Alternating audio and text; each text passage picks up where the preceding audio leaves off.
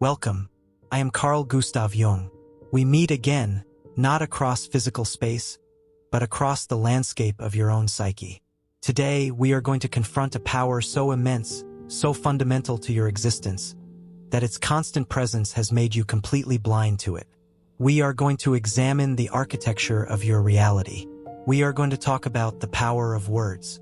If I were to ask you what a word is, you might say it is simply a sound, a label, a tool for communication.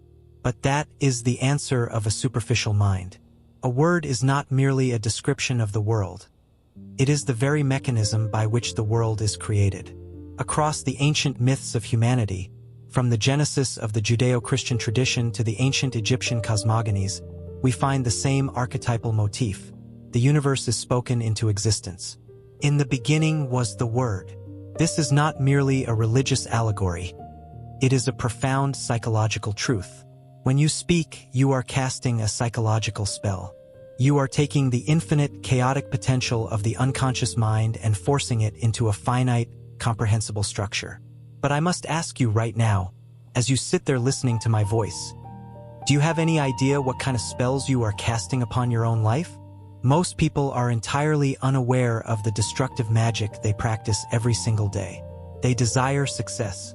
They desire to change their reality. They want wealth, they want purpose, they want fulfilling relationships. Yet, they open their mouths and speak the language of the victim. They articulate their inadequacies. They give voice to their deep-seated fears and resentments. And then they stand paralyzed, acting surprised when their external reality perfectly mirrors the wretched internal dialogue they have been speaking into existence. To understand how words change your reality, you must first understand the concept of the shadow and how it utilizes your vocabulary to keep you imprisoned. The shadow is the dark, unexamined part of your personality. It contains your insecurities, your guilt, and your repressed desires. And the shadow has a voice. It speaks to you constantly, tells you that you are not capable. It whispers that the world is inherently unfair, that success is for others, that attempting to change your life is a foolish endeavor bound to end in humiliation. When you take these unconscious whispers and articulate them as conscious words, when you say, "I am a failure," or "I will never get out of this situation," or "life is suffering and nothing more," you are not just describing your current mood. You are making a command.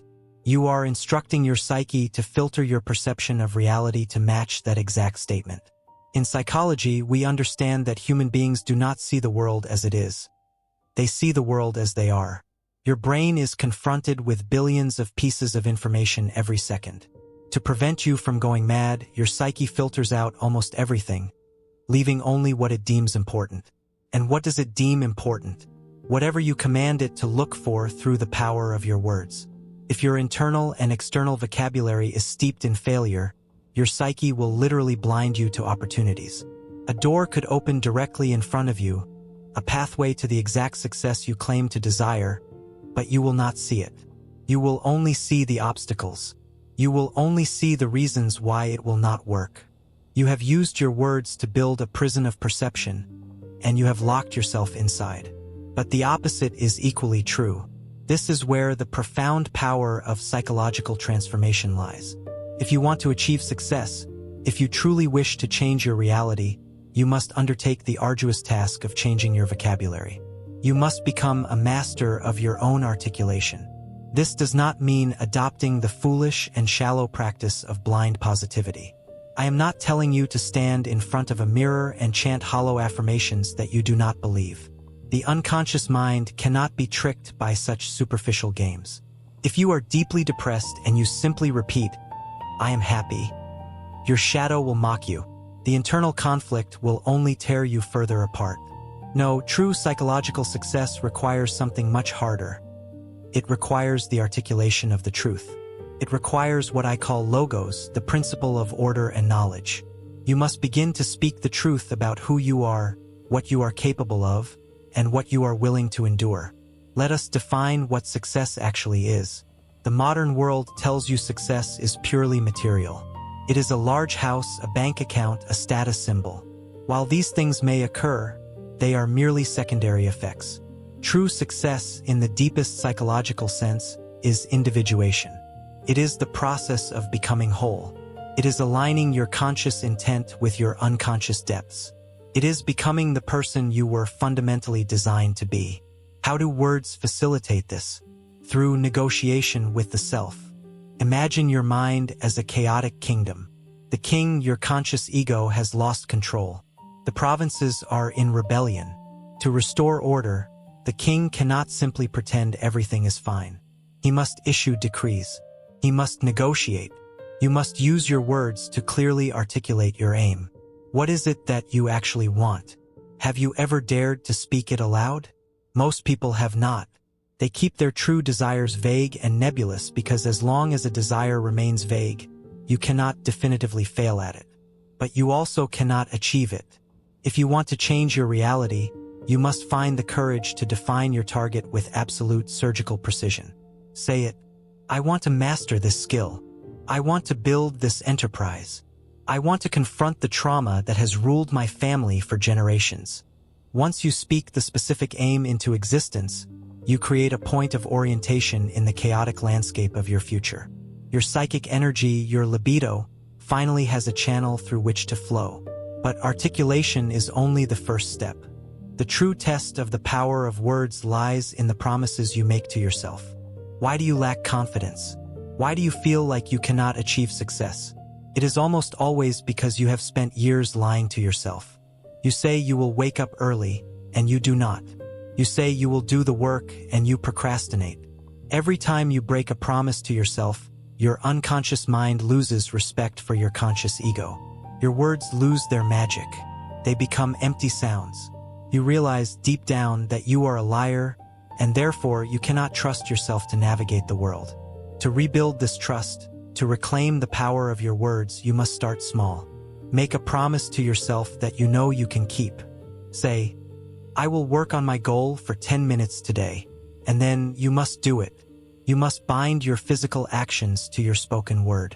When your unconscious mind sees that your words dictate your reality, a profound shift occurs. Your words begin to regain their weight. Your confidence returns, not as a hollow feeling, but as a grounded, earned reality. As you align your speech with your actions, you will begin to experience a phenomenon I have called synchronicity, meaningful coincidences that defy mere chance. When your internal vocabulary is ordered, focused, and truthful, the external world seems to miraculously align with your intent. You will meet the right people. You will stumble upon the exact information you need. The universe is not magically shifting to serve you. Rather, you have finally calibrated your psyche to perceive and interact with the opportunities that were always there, hidden in the blind spots created by your previous, self-destructive vocabulary. Look closely at the people who have achieved monumental success in this world. They are not always the most intelligent, nor the most talented, but they share one universal trait. They possess a tyrannical control over their articulation. They do not entertain the language of defeat. When they encounter failure, they do not say, I am a failure. They say, this method was incorrect. I must adjust. They use language not to condemn themselves, but to analyze, strategize, and overcome. They understand that words are the tools with which they carve their reality out of the unformed block of the future. I urge you to take this with the utmost seriousness. The words you use in the silence of your own mind are constructing the reality you will have to live in tomorrow. If your internal dialogue is a tyrant, you will live in a dictatorship. If your internal dialogue is a chaotic mess of anxieties, you will live in a world of perpetual emergency. You must become the conscious editor of your own mind. When the shadow speaks up to tell you that you are worthless, you must use your words to challenge it.